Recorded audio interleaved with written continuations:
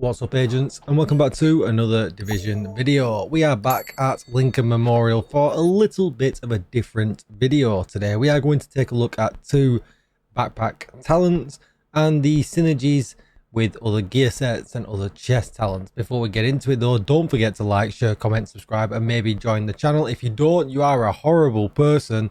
And with all that said, let's get started. Right, okay, so we're at Lincoln Memorial, straight up with the build. I published a version of this actually in my last video. I managed to get this awesome backpack, and if you want to see it in action, be sure to go and check that video out. But I've altered the whole build a little bit. I wasn't running Grupo for the backpack, but the reason I put this one on is because I've got the ability to put galvanize on the backpack talent, and I really want to compare galvanize to bloodsucker. Now galvanize has one great advantage right off the rip: there is no cooldown whatsoever. So the minute you proc it and you get that bonus armor, the minute that bonus armor is gone, you're able to instantly re-proc it again over and over again, which is just really nice, right? So that's a win-win. If we take a look at bloodsucker here, killing an enemy adds and refreshes a stack of 10% bonus armor for 10 seconds, and the max stack is 10. So technically that really doesn't have a cooldown either, and you can stack it up to 10 times.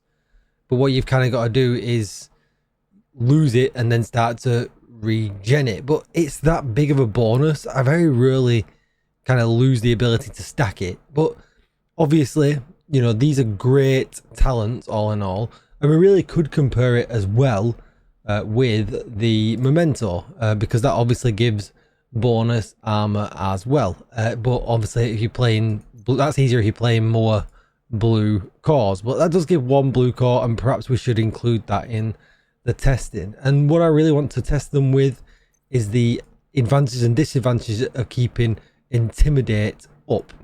Now usually I don't have a problem keeping anything up, but intimidate, you know, it's a very spicy talent nowadays.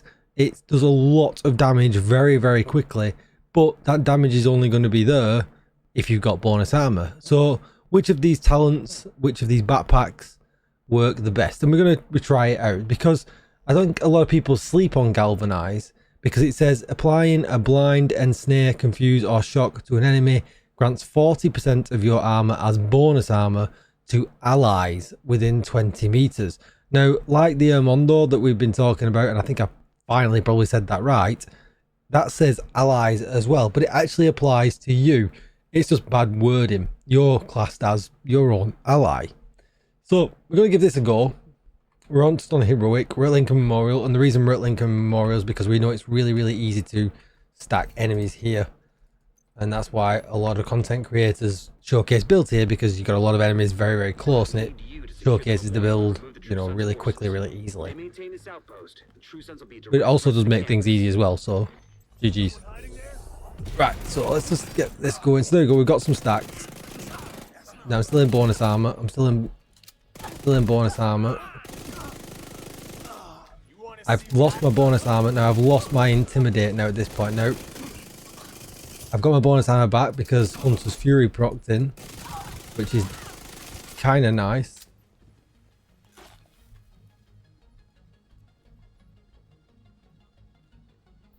We do have the pulse back if we feel the need to use it, but that was pretty successful. I did lose the intimidate bonus for a little while, but as you know, it does stick around for a little bit even after you lose your bonus armor. It's not like a instant cut off.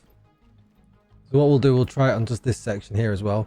So always starting off with the Banshee pulse, definitely proc that bonus armor. At this point now, because the enemies are close together, will cause them to give us back more bonus armor. Now that's the problem with this build is going to be, is what if the enemies are not close together and you are not proccing Hunter's Fury? So you are definitely going to be forced to play up close and personal for this partnership, I should say, to work. But it does work. It does seem to be up majority of the time, and the bonus is you're going to give bonus armor to your teammates. So perhaps if you're playing with newer players or people who like to play a bit glassier and things like that, you're definitely going to benefit them as well. So So that's a bit of a win-win. So luckily enough now we can jump into our Tinker menu. And we can whack on bloodsucker. Now the benefit of bloodsucker is there is no range requirement or anything like that. So, you know, for obviously for galvanize to proc a second time, we had to be within range, you know, to cause the Hunter's Fury buff to happen. And if the Hunter's Fury buff is within 15 meters, so if you're going to use galvanize, we're pretty much going to say you've always got to play within 15 meters, and you've got to be a little bit careful, because if you're only killing one bad guy, you're not reprocking that buff, and if you lose that bonus armor, you've lost it. That's the downside with it. But you know, there's no timer on how many times you can proc it. So let's start again now with Hunter's Fury and just kind of see how it feels. Now with Hunter's Fury you have the advantage you don't have to run the Banshee Pulse. You could run, you know, whatever you want in its place. But we'll play much as a Furnace. We obviously get less bonus armor because of how many reds I'm running. But so far we're keeping in it.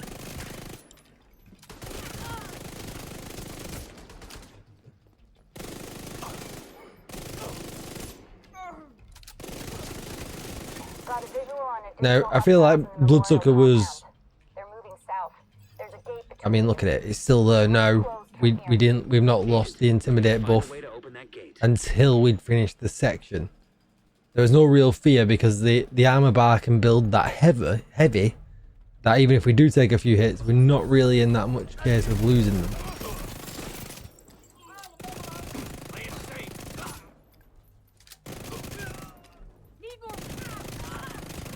It just feels like it's more consistent, right? Even now I could take a few hits and it would just only hit that bonus armor. I mean, and now I could take a right chunk in and still probably not lose my Intimidate bonus. So for me, Bloodsucker's pretty much the clear winner of the two there. Unless you really want to be able to buff your team over and over again. And obviously they could lose their bonus armor and you wouldn't, but you can still proc galvanize and give them bonus armor. So there is swings and roundabouts. Bloodsucker does nothing for our team. So a lot of people do mention the momento, and I often stay away from the momento because I do like to provide builds that will work solo and in a team. And I do feel like momento, you've got to be top tier. You've got to be beating the other three because you've got to get the kill so that we can get the tokens, right? So there might be a little bit of a dry spell at the beginning because we've got to collect tokens to start collecting that bonus armor. So let's see how we play on anyway. We're straight in the bonus armor. Again, it's small, but we're collecting their token.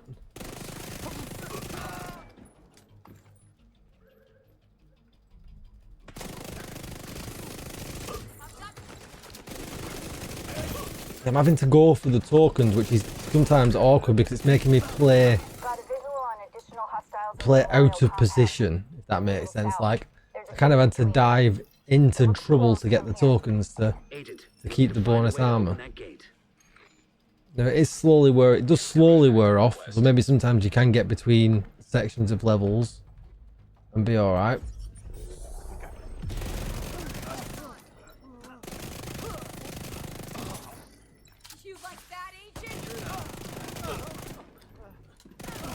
Yeah, I can't get bonus armor from him because I can't go and get the tokens. I've got to be here.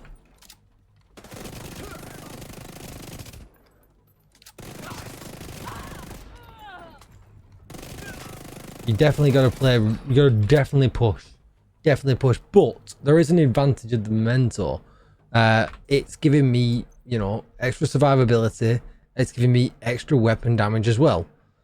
So not only am I getting the bonus armor, I'm also getting, you know, extra weapon damage as well, probably beating out me having my group or backpack on, or definitely beating out my Palisade backpack that I would have on, because that offers me no damage bonus whatsoever, although that would offer me survivability bonus. In the the perk that's going to give me 60% extra health, which plays in really, really nice with Hunter's Fury. And if you want to check out the previous video for that, you'll get the full explanation to why. So, where do we rank these backpacks and talents? So, bloodsucker is definitely going to come out on top for me, 100%. There is no requirement for it, whether to be in range. You don't have to put yourself in any danger. It can stack huge. You can take a few bullets and still get tanked with it, and it's kind of great all, you know, every way around. Now, momento comes in probably second, because momento has a bunch of advantages. It gives me, you know, one of each core. It gives me survivability. You know, the yellow and the blue core climb to 2 levels if you're running a shield, which is a great advantage as well. But you've really got to want to push. You really have, because you have to collect them tokens, and that's its downside, right? It would come out on top if the tokens just landed on you and they auto procced, like, you know, that after every kill, it would absolutely come out on top. But it comes in second for that reason. And then galvanize comes in at the bottom, and I'm not saying that galvanize is coming in the bottom is a bad talent. It certainly isn't.